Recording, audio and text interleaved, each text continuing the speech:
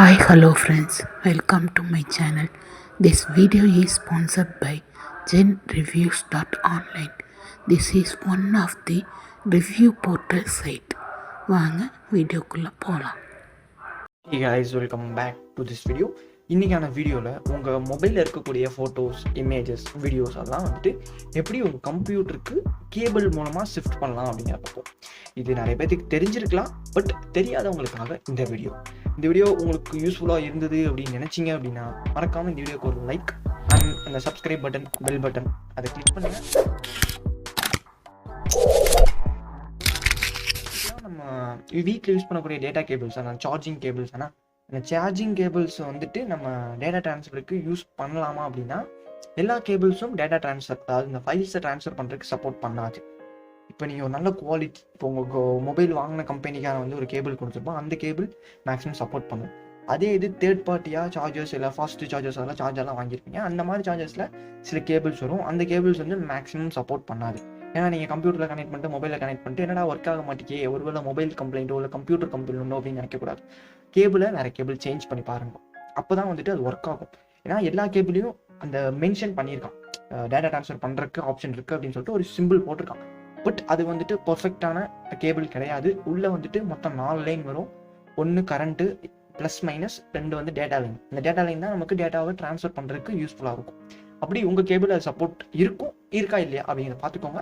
ஒரு வேளை ஒர்க் ஆகலை அப்படின்னா வேறு கேபிள் யூஸ் பண்ணுங்கள். இப்போ இந்த டேட்டா கேபிளை என்னோட மொபைல் கூட வந்து நான் கனெக்ட் பண்ணிக்கிறேன்.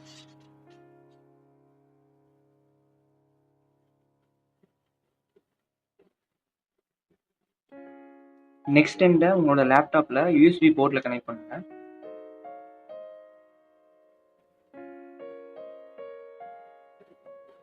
கனெக்ட் பண்ணோன்னா உங்கள் லேப்டாப்பில் சின்ன ஒரு இன்டிமேஷன் சவுண்டு வரும், ஒரு நோட்டிஃபிகேஷன் சவுண்டு வரும். அது நீங்கள் வந்துட்டு யூஎஸ்பியோட கான்ஃபிகரேஷன் நடந்துட்டுருக்கோம். அதுக்கு முன்னாடி மொபைலுக்கு வந்து நீங்கள் திரும்பி வரணும். உங்கள் மொபைலில் வந்துட்டு நீங்கள் கனெக்ட் பண்ணோன்னா மேலே ஒரு 2 ஆப்ஷன்ஸ் காட்டும். அது வந்து டிஃபால்ட்டாக சார்ஜிங் அப்படிங்கிற ஆப்ஷன் இருக்கும் சில மொபைல்ஸில். சில மொபைல்ஸில் டேரெக்டாக டேட்டா ட்ரான்ஸ்ஃபர் கம்ப்ளீட் ஆகிடும், டேட்டா ட்ரான்ஸ்ஃபர் ஆப்ஷன் வந்து எனேபிள் பண்ணிடுவாங்க.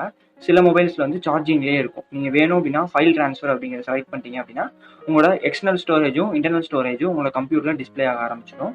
இப்போ வந்து அங்கே எப்படி டிஸ்பிளே ஆகுது, நம்ம எப்படி அந்த ஃபைல்ஸை ட்ரான்ஸ்ஃபர் பண்ணணும் அப்படிங்கிறத செக் பண்ணிக்கலாம்.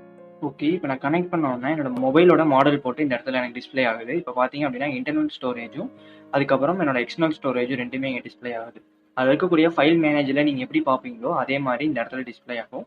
இங்கேருந்து எந்த ஃபைல்ஸ் ஆனால் நீங்கள் காப்பி பண்ணி பேக்கப் எடுத்துக்க முடியும். இப்போ நான் ஏதோ ஒரு ஃபைலை காப்பி பண்ணிவிட்டு ஜஸ்ட் வந்துட்டு மேலே காப்பி அப்படிங்கிற ஆப்ஷன் இருக்கும், செலக்ட் பண்ணிக்கோங்க. அதுக்கப்புறம் உங்கள் எந்த டேரக்டரியில் நீங்கள் பேஸ்ட் பண்ணணுமோ அந்த டேரக்டரிக்குள்ளே போய்க்கோங்க. இப்போ நான் வந்துட்டு எடுத்துகிட்டு வந்த ஃபைலை வந்து இந்த இடத்துல நான் பேஸ்ட் பண்ணுறேன்.